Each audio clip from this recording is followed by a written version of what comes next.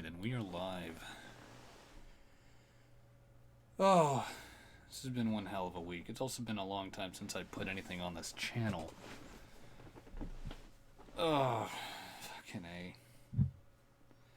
I'm sure we all know about the whole Steven Crowder, Carlos Maza bullshit going on, and, well, so much for any hope of monetization there. I'm already swearing in the first 30 seconds. Whatever.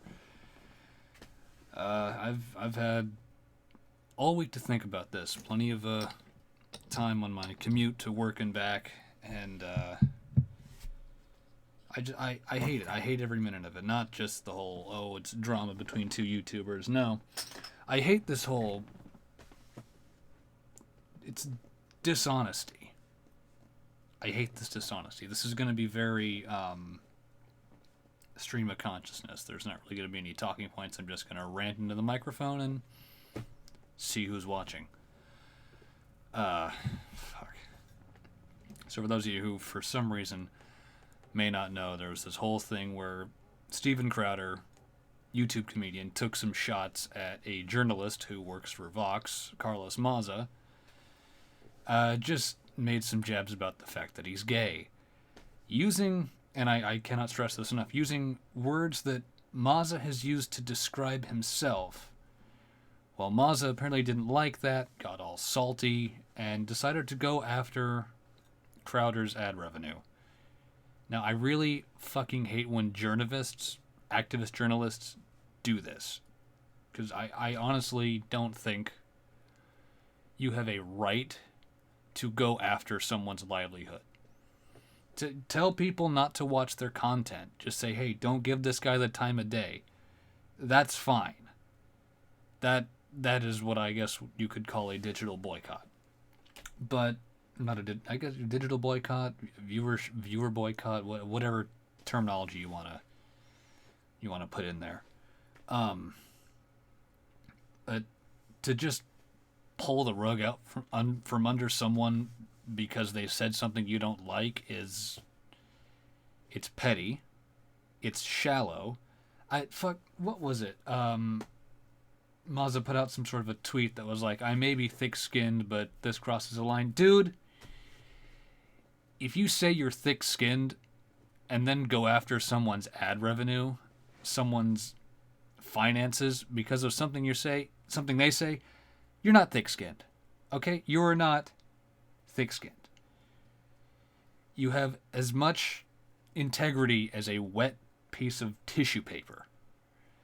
Fuck, it just fucking blows my mind how dishonest this guy is being. I can take punishment, I can take mean words, and then Crowder makes a fucking joke at his expense and he starts clutching his pearls. Fucking A. And of course this has had repercussions not just for Crowder, but for other creators. I think there were some examples. Sinatra Says, who, full disclosure, I have donated to in the past. Also, I have subscribed to Mug Club for Crowder, so we can just set that aside. Yes, I'm biased. Fucking deal with it. What was it? There was Sinatra Says, who isn't even involved in this whole thing. I don't think he's done or said anything against Carlos Maza. Had his channel just completely stripped of monetization. Ford Fisher, independent journalist, stripped of monetization. Drunken Peasants, after this whole thing, got was it a community strike, I think, for conspiratorial videos, or conspiratorial theories, something like that. And they were mocking conspiracy theorists, not putting them up, not supporting their crazy ideas, but just making fun of them. It's like, fuck. YouTube had this whole thing where it's like, oh, well, Crowder didn't break the rules, which I thought was rather surprising for YouTube to take the free speech stance. And then they did a 180 and said, well, you're not a YouTube partner anymore. No money for you. You're on your own, pal. And I don't get that. That's such a fucking mixed message. Like, oh, well, you didn't say anything wrong. but you did. It's like, okay, which set of rules are we operating on now? Because you've just set out for every YouTube partner. For every YouTube partner, you have said there are now 2 sets of rules you have to follow. One to stay in the partner program, and then one to stay on the platform. Why can it not be both? I don't understand that. I don't understand that at all. Just fuck, man. Like, basically, YouTube is saying this. This is how I see it.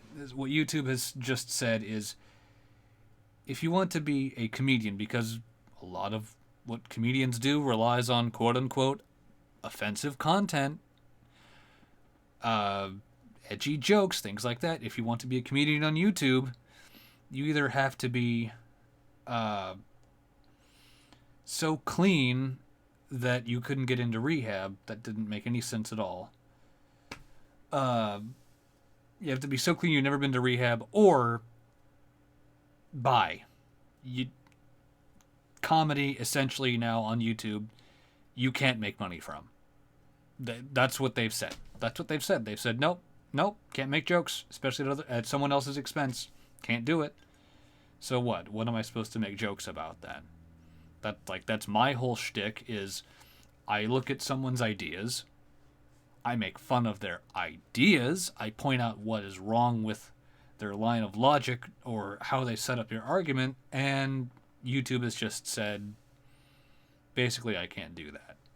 Sometimes I make fun of their appearance. Most of the time they deserve it. But, yeah, this it's nuts, man. It's fucking nuts. I mean, I'd like this channel to take off if I could actually remember, or not even remember, just have time to post something more often. I had some scripts planned out that I'd never been able to touch thanks to having 2 fucking jobs. Yeah, if I could get this channel to take off and make some money from it, that'd be nice. But basically now after this next Adpocalypse, I mean, I don't even have a way to get monetized now. I don't nearly have the subscriber count or the watch time required to even consider monetization. But I'm basically being told now that what I do is not allowed. What I do is not welcome. And that's a slap in the face. And the other thing, too, is Crowder's a late night host. He does comedy in that fashion. And other people have brought this up before. Stephen Colbert, Samantha Bee, Jimmy Kimmel, they will all go after people or make fun of people to a worse extent than what Crowder does. And their content is still on YouTube. They're still getting money through YouTube because fucking huge-ass broadcasting corporations. Thanks. It's like a double or even triple standard. It's like, oh, Crowder can't do what they do. Why? Because they've been here longer. Well, that doesn't make any sense to me. None of it does. None of it ever will. Why? If Colbert gets to have his clips on YouTube, if Samantha Bee gets to does she put episodes of her show up on YouTube? No, I think just clips from her show on YouTube. Then Crowder's fine. Hell, Crowder is FCC compliant. That should be a big green flag right there, that this guy is trying his hardest to be as within the rules, not just of YouTube. The FCC is even stricter than YouTube. YouTube doesn't fine you if you swear, they just take your money away, which you could say is kind of the same thing. But God, it pisses me off. Because now you've got this dude working for Vox who has caused all of this collateral damage. And he doesn't care. He acts like he cares, but he doesn't really care. Like, he tweeted something about Fort Fisher. I guess I could bring it up on the screen, but I can't be bothered. I've had a long week, and I've got a beer. I'm just kind of unwinding and ranting yeah, going in circles here. But so he tweeted out something that was like, "Oh my God, this guy got caught up in the censorship I asked for. Well, that shouldn't have happened. I'm so sorry." And then he calls for more fucking censorship. It's like, do you not see what you were doing? Are you so fucking blind to the damage you're causing? Apparently you are. Apparently you need a new set of fucking glasses. Get the blinders off. Look at what you're doing. You are robbing people of, in some cases, of their livelihood to get back at a guy who called you a lispy queer when you yourself have said you are a lispy queer. I don't get it. What? I don't even know why I'm trying to understand this motherfucker. Just... God, he's got a punchable face. Oh, I'm gonna get a strike for that, I'm sure.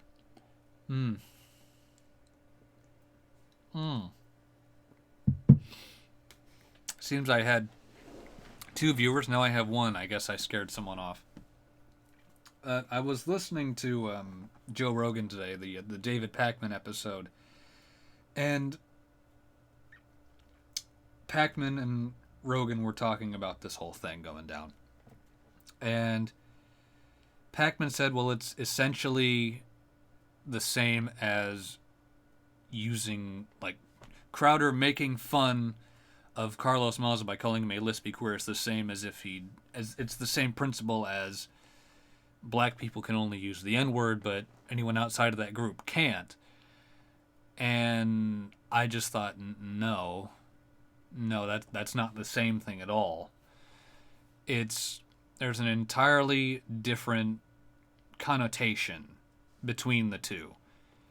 The N-bomb carries a much higher level of offense, if any, if you choose to let it offend you, than lispy queer does.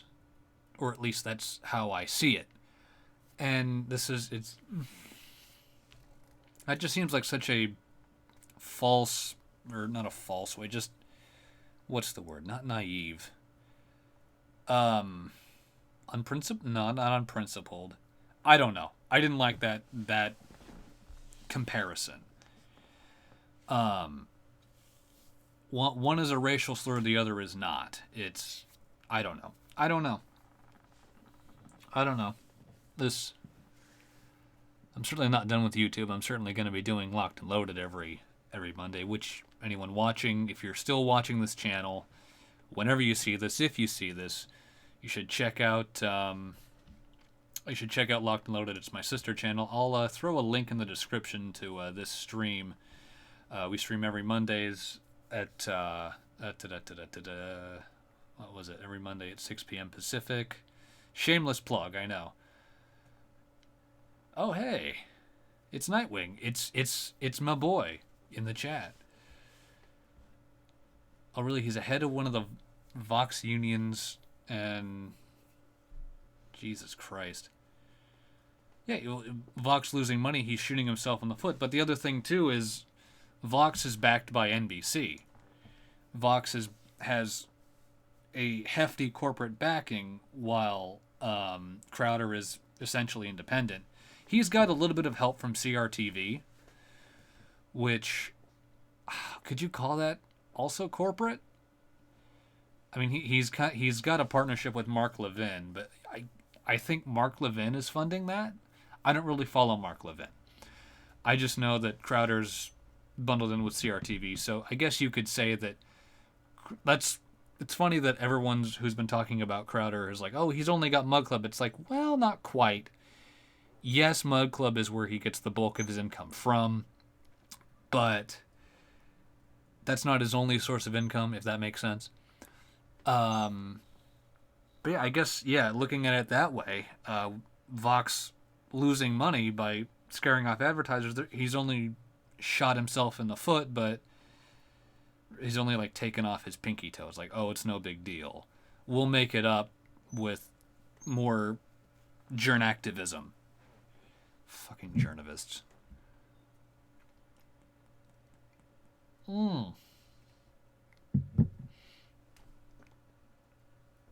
I mean, yeah, that's how they're going to play the game.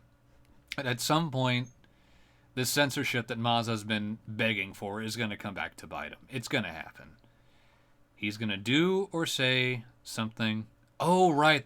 It wasn't CRTV. It was Blaze TV. So Glenn Beck, not Mark Levin. Glenn Beck. And yeah, I don't think the Blaze is doing all that well. At least last I checked. I'm probably wrong. I'm wrong a lot.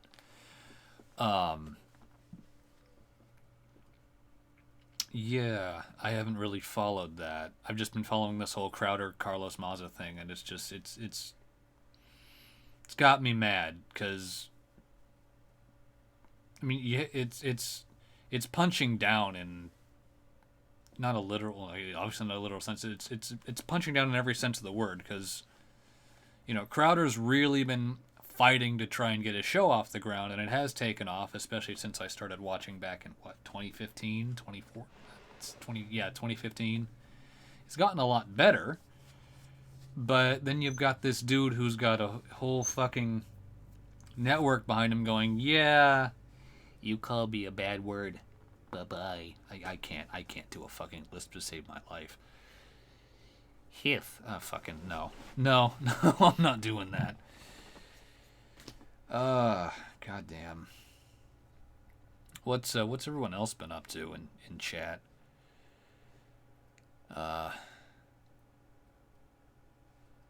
think I'm gonna hang out here for a little while. Just kind of catch up on this channel, post some actual content, something that's a little more in line than the shit posts I've been putting up. Thought about doing film reviews. I meant to finish Rage 2, and I thought I would do a review of that, and then and then Destiny 2 put out a whole bunch more content. So it's like, God damn it, I'm never gonna get anything done. Oh man.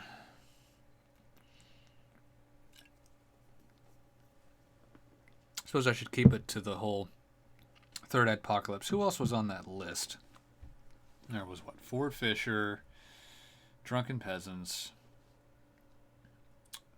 Sinatra Says. I haven't really watched Sinatra's content lately. I've been kind of sticking to the same couple of YouTubers every day, and mostly Tim Pool. If you don't watch Tim Pool, I'd recommend Tim Pool. He seems pretty. He knows when he's putting out his opinion, but he's not trying to make you think a certain way. He's just saying, "This is what I think. What do you think?" Going back to opinions and journalists and all that, the whole journactivism thing. What really if you were espousing your opinion, if Carlos Maza had said, well, I disapprove of these comments and here's why, that there would be no problem. And I think that's perfectly ethical for someone to do, is just say, hey, I don't like this, here's why. But Crowder didn't do anything wrong. He didn't even do anything illegal, and now this guy is saying, well, we should take away his funding. Or we have taken away his funding. Now we should take away the funding of anyone else who does something like him. And it's, like I said earlier, I think you don't have a right to do that. I think you have a right to say, hey, if you follow me, I don't like this guy, I don't think you should watch him. That's fine. This stream's probably going to be just a lot of me going in circles while I get more and more drunk, because I don't have to work tomorrow. Yay that.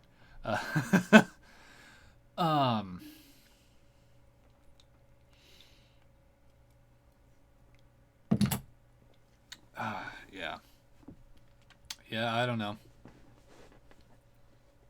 This is probably just going to stay a hobby channel. Man. Well, all I can say is Crowder did nothing wrong. And what really bugs me from YouTube's end, is they're like, oh, if you just get rid of this shirt that you're selling on your own site, then we'll give you your advertising back. And YouTube has no. Personally, I think you have no right to do that. I think Carlos Maza is straddling the line, if not on the line, between activism and tortious interference. I honestly, with what's been going down, I think Bill Richmond, the half Asian lawyer, has a near solid case to file for tortious interference, because you have Steven Crowder and YouTube. They have this agreement of, okay, I'll make content, you put advertisers on it, that's the deal as long as I stay within the community guidelines. Well, now you have this third party who is not involved with this deal that YouTube and Crowder have, coming in and saying, no, you can't do that because he called me gay. Which I am, but who cares? He said I'm gay. Cut off his funding. I'm pretty sure that's tortious interference. And oh yeah, DeFranco being the next target. Jesus Christ. DeFranco, like, the worst thing DeFranco has done is he has been wrong on occasion. Like, he'll put out some hot take before all the evidence comes to light. That's the worst thing he's done. He's never, like, fuck, I've seen some of the stuff people have said about him, like, oh, because he plays both sides, he must be supporting white nationalists because he's trying to give them a fair hearing. It's like, that's not what? What's wrong with a fair hearing? That's how a fucking court of law works. You give both sides a fair hearing, weigh each side, and see which one's better. I don't understand why you had people like Paul Krugman, a journalist from the New York Times, saying centrists are fanatical because of how they don't want to side with progressive values. It's like, no. Centrists look at things from a point of, at least in my view, being centrist is looking at each side of an argument from a perspective of practicality. Like, okay, which one of these is the more practical? Like, is it more practical to create an ethno-state for white people, or let everyone live in the same society in peace? I'm going to go with the same society argument. I don't know about you. But, yeah, no, DeFranco has done nothing wrong. And I was watching Tim Pool talk about that while I was at work this morning. The article that DeFranco's image was used on for, what was it? Something like YouTube Radical. I forget the exact title of the article. And the dude that they're talking about starts out as a traditional conservative, starts watching some of the really traditional conservative content. I mean, Ben Shapiro is not alt-right. I mean, if he's alt-right, what? Did the yarmulke give it away? Like, what the hell? Ben Shapiro's not alt-right. Dave Rubin, certainly not alt-right. They're more classical liberal, traditional conservative content, and then he moves gradually towards the left, and then he, quoting, like in the article, let's say he renounces the alt-right and becomes a liberal. It's like, okay, so he de-radicalized? Did you just... So, okay, is the point of the article in the New York Times how YouTube turned someone into a radical progressive? Because they're not a radical conservative. I don't even know what a radical conservative is. Like, most conservatives I know just want to be left the hell alone. They believe in, property rights and all that. Like, what's a radical conservative going to say? You should own everything that you earn? What's wrong with that? Like, what's radical about that? That makes sense to me. I mean, I guess the most radical conservative is someone that's like, I don't know, shooting anyone who steps on their lawn and citing castle law. I don't know. So, yeah, he does have that whole DeFranco elite thing. Um, yeah, he has the whole DeFranco elite thing, but that's gone. I don't say that's gone nowhere. I haven't really followed. DeFranco's another content creator that's just kind of dropped off my radar. And I should fix that. I should watch him some more. Um,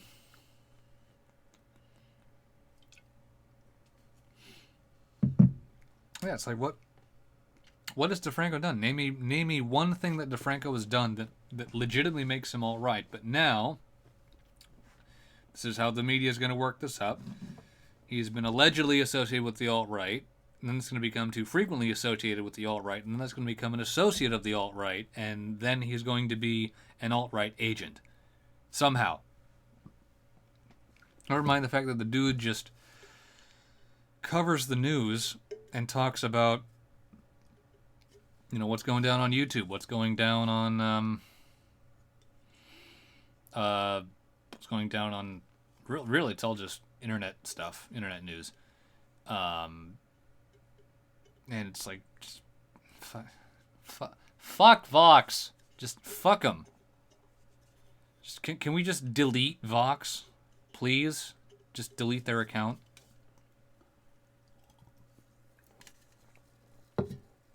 Wouldn't that be nice? And then, yeah, this is all started because of fucking Carlos Maza. Some thick-skinned, quote-unquote, individual who has so little spine he may as well be a worm. Like, so fucking dishonest. I just fucking hate the whole dishonesty of it all. Man's got no principles. Russell, what was his name? The author of that New York Times article that implied DeFranco was radicalizing people. He's got no principles. They're both acting maliciously, and they know it. I mean, how do you not know it? How do you think that? How can you possibly think that censorship won't result in collateral damage? Because you can't just. I mean, if YouTube had just decided, okay, we're going to get rid of this one guy because this one motherfucker at Vox said so, that would be, I think, I'm not a legal expert, I think that'd be bar none grounds for tortious interference. But instead they reword their terms of service. They change how everything works to protect Carlos Maza, someone who fucking sleazeball. Someone who can't take a joke, and it's all at Crowder's expense, and now it's at the expense of anyone who wants to do comedy on YouTube. Yes, Merc, surprise stream from me. I don't do these often. I'd like to try and do these every Sunday.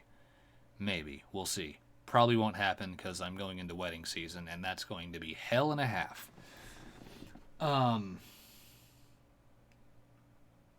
Yeah, like, YouTube demanding that Crowder remove a link to his shirt. I'm like, you have no right to do that.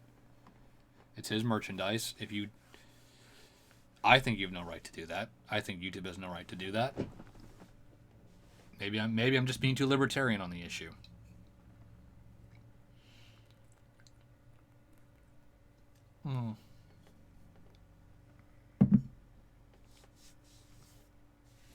There was kind of on the subject of these big platforms and all that. There was a tweet that Mundane Matt put out that kind of had me thinking. What was it? And you guys feel free to share the stream if you want. I'm just going to be hanging out for a bit. Hint, hint. No, you don't. You don't have to. I don't care. What was it? Forcing it was something along the lines of, I'm going to paraphrase this because I can't be bothered to get the tweet in front of me. I'm just too lazy. Forcing a social media company to allow someone on their platform is the same as making a baker bake a gay wedding cake. Something like hashtag, not hashtag change my mind. He's like, I know, it was forcing a social media platform to host someone is the same as forcing a baker to bake a gay wedding cake. Prove me wrong. And those two aren't necessarily the same thing. Because these platforms, YouTube, Twitter, Google, these big companies that have these platforms that we use to communicate with each other, fundamentally, you don't use a cake to communicate. Like, I don't send you a cake and then you send me a cake as a messaging system. Maybe I'm getting too technical, but one's a medium of communication, the other is a form of artistic expression. The only way that these two things would be the same is if tweets, for instance, are considered a form of artistic expression. I don't know many artists who can do a lot of poetry with only 240 or 280 characters. Unless you're doing haikus all day, maybe. I don't know.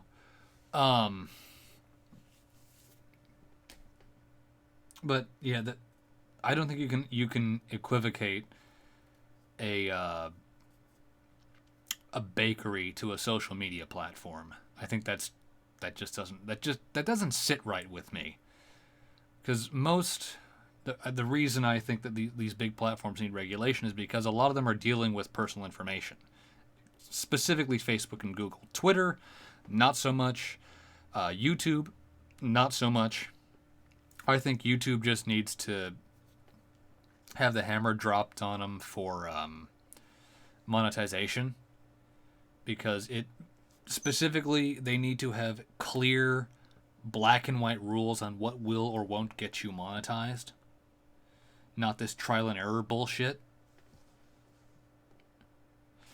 That's it, Merc. And the fact of the matter is, you don't communicate through cakes. You don't. Yeah, exactly. And I think Matt agreed with me on that. I'm sure he just liked my tweet because I responded to him. But I think that was the best counter argument I could come up with. Is like, okay, if we're talking in terms of regulating a company, big or small, I don't like regulation, but it's being done for different reasons. Because Twitter is specifically targeting public figures. I think they've had a rule that, what was the rule? Politicians will not be banned. In which case, in theory, Sargon should have had his Twitter reinstated because he was a running politician. Technically speaking. And that didn't happen. When it was Tim Pool and Jack Dorsey on Joe Rogan, this is the big thing for me. And Tim Pool brought up Twitter's policy against misgendering. Well, that's a two-way street. It's not a hard and fast thing, because if you have a trans woman, male to female, and you refer to them as she, a more traditional conservative might say, no, that's a man, pronoun is he. You just misgendered both ways. It's two different definitions of misgendering. And Twitter has said you cannot misgender or dead name trans people. But because conservatives don't agree with that definition of misgendering, they are now out in the cold. And that's not right. Yeah, big companies get taxed. Yeah, that's also true. Taxes and subsidies, yeah. So, host means of communications to our government, public infrastructure. You mean on infrastructure? I figure you're at work and using like text or talk to text or something. Yeah, like the building that Twitter inhabits, I'm sure was not built by Twitter. I'm sure they either rented the space out, or had to buy the building. The roads they use are used by everyone else. So I think they should be subject to, if it were up to me, if I were in office, I would say, okay, you're an American company. You have to abide by the principles in the Bill of Rights and the Constitution. Anything else, fair game. But if you are not upholding these values, then then there's going to be some sort of a fine or something, because you could make the case that Twitter is being anti-American with how they're treating their platform. It's really a mixed message when Jack Dorsey says access to Twitter is a human right, access to social media is a human right, which in this day and age it kind of is becoming, because you'll have employers who will check your social media to try and get a feel of who you are, and if you don't have a social media, they might deny you a job because they can't figure out who you are. All they have is this one interview or this one resume. Well, that's not much to go on. And that's really telling.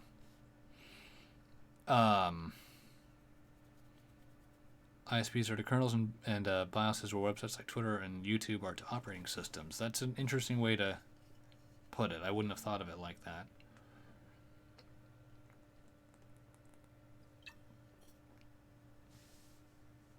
Let me put it to you this way. Do you think it...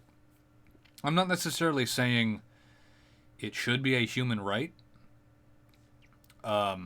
Because then it's healthcare is a human right, the top 1%.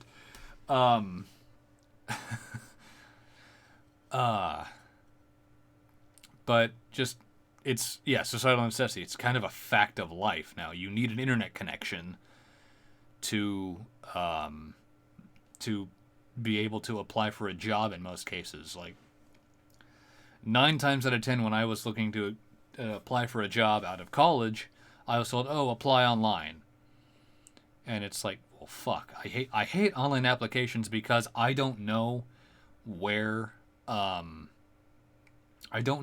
resume is going. It's kind of why I hate cover letters too, especially for job applications like over LinkedIn. Because then it's like, okay, so you need to tailor your cover letter to someone specific. And if you put to whom it may concern, it'll be thrown out. And I'm like, but I don't know who's in charge of hiring at Amazon. I don't know who's in charge of hiring at Microsoft.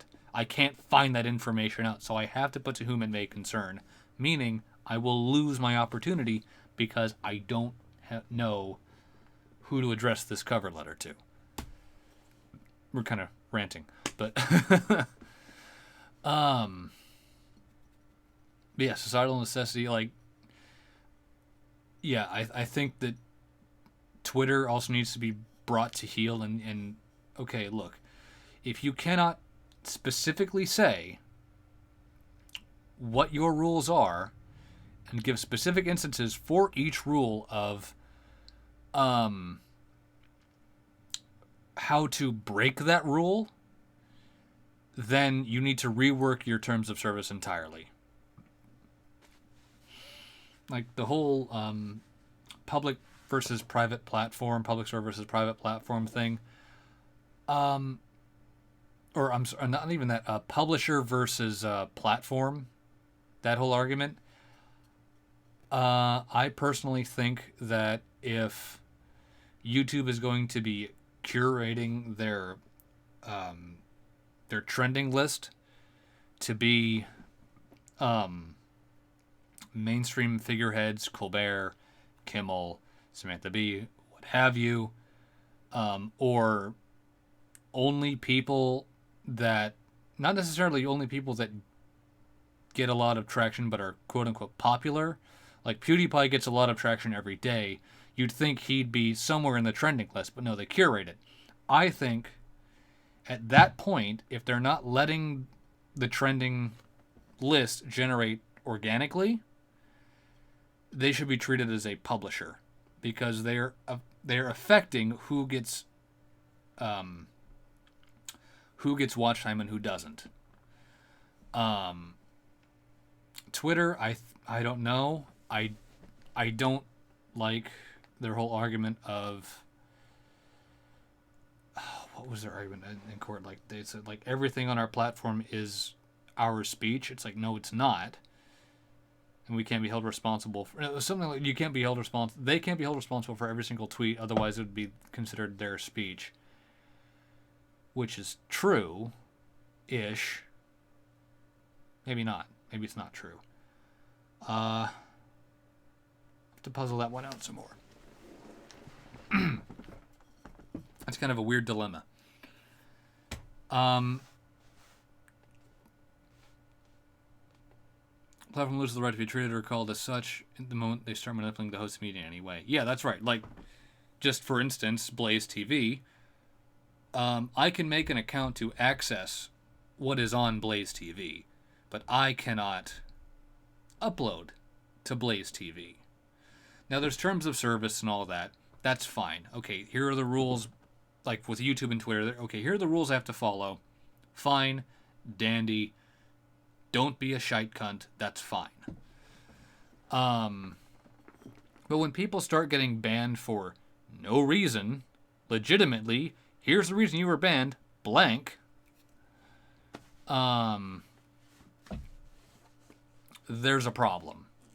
When YouTube is selectively demonetizing channels straight, like, okay, it is one thing if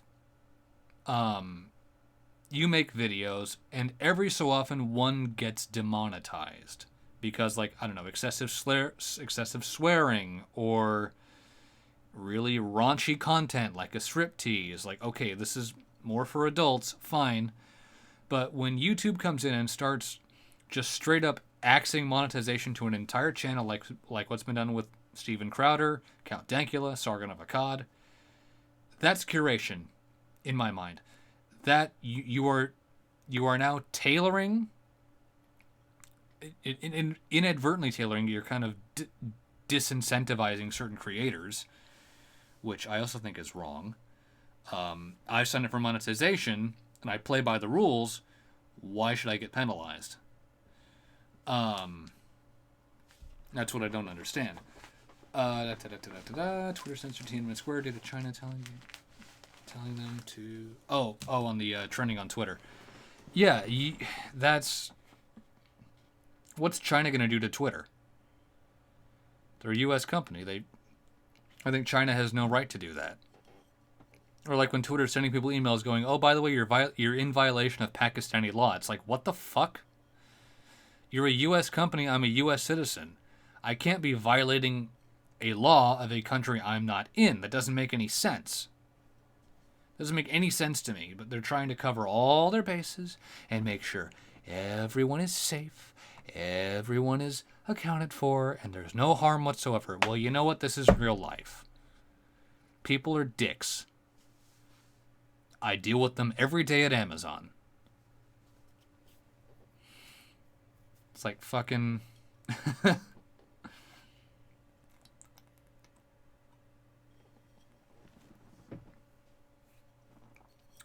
And the other thing, too, is I think how it should work is, I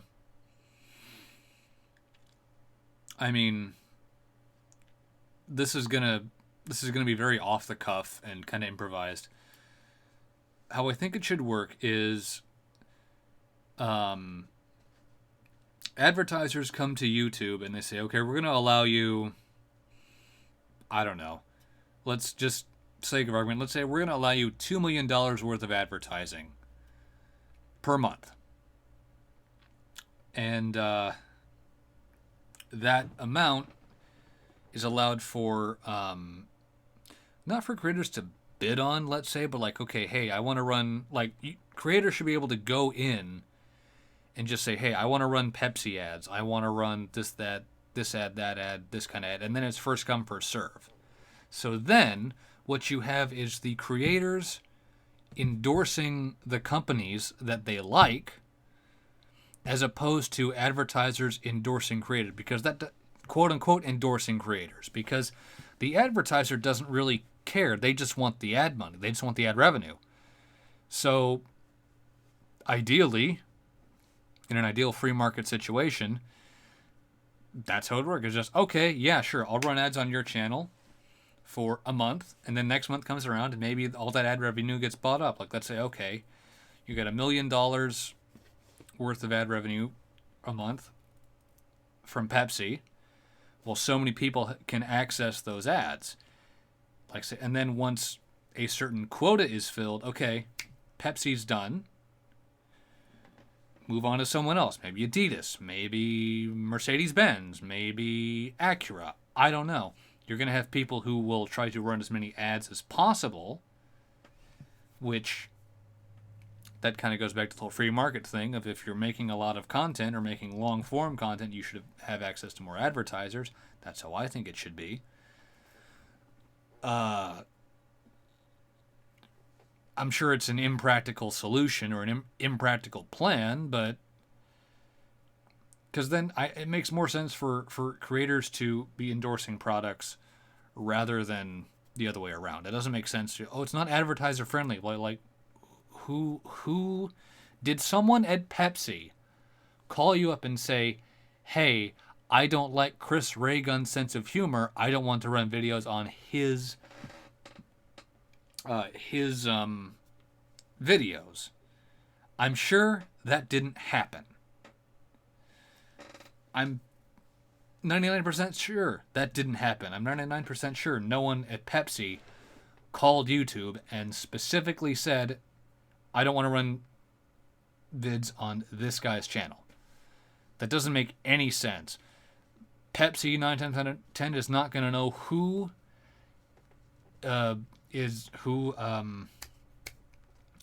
running ads on their channel. Of course, you get these fucking journalists who are going to be like, oh God, does Pepsi endorse edgy comedy? And Pepsi's going to be like, fuck.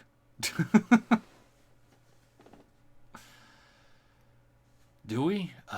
Better call the CEO. Does he like edgy content? Well, he watches South Park. I guess that's good enough. I don't know if the CEO of Pepsi watches South Park, full disclosure. Don't want to get sued. Oh, bark. Oh, someone's here. Yeah, this has been a nice little rant. But yeah, no, Twitter, I think these companies need to be, if not broken up, they need to be regulated. Usually I'm anti-regulation, I know. What was it? Ayn Rand in Virtue of Self-Interest said that a company should not be required to platform those it disagrees with, and I do agree with that, but she wrote that back in the 50s. Companies back then weren't nearly as powerful as they are now. Like the way we're going with Google, Amazon, Twitter, and these big social media companies, these big tech companies, some of these big just brand name companies, we're a lot closer to Shadowrun than we are to like some sort of robot takeover. We're a lot closer to these big companies having more power than the government, which is kind of what happened in Shadowrun. And then we just don't have all the magic and the elves and orcs and shit, and the nice high power firearms. Wouldn't that be fun? So yeah. Oh man, I've been going for almost an hour. Wow. Oh, it's gonna be like a 15-minute thing. So I think I'm gonna end the stream here. Thank you all for stopping by. But yeah, in short, Carlos Maza's a cunt. Steven Crowder did nothing wrong. I'll see if I can do another one of these next Sunday. But in the meantime, keep an eye on this channel. If you still do, maybe I'll try to put something out this week. That'd be nice. You can catch me on Locked and Loaded every Mondays at 6 p.m. Pacific on my sister channel, which here I will throw a link in the description for. I can find it. Here we are. Oh my god, come on. Come on. Alright. Yeah, let's just get this updated really quick.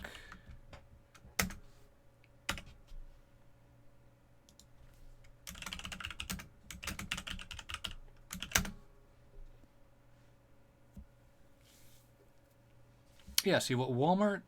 Yeah. Walmart's got... Man, as shitty as they treat their workers, my god, they have a sense of ethics. Oh, the irony. So, alright. I am out here for tonight.